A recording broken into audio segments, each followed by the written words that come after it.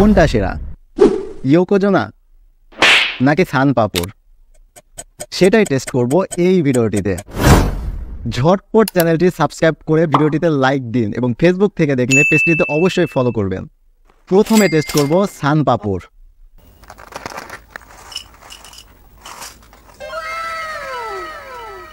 বিসমিল্লাহ।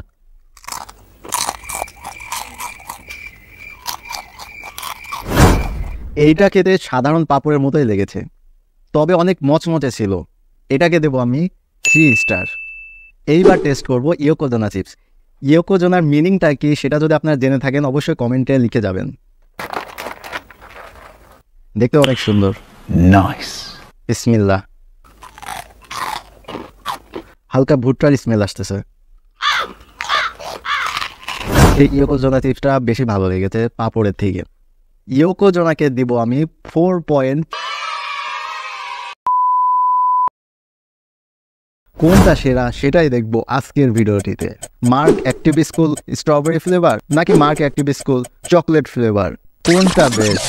দেরি না করে ঝটপট ভিডিওটিতে লাইক দিন এবং চ্যানেলটি সাবস্ক্রাইব করুন। প্রথমে টেস্ট করব mark active school strawberry flavour. Wow, বিসমিল্লাহ। অনেক মজাদার।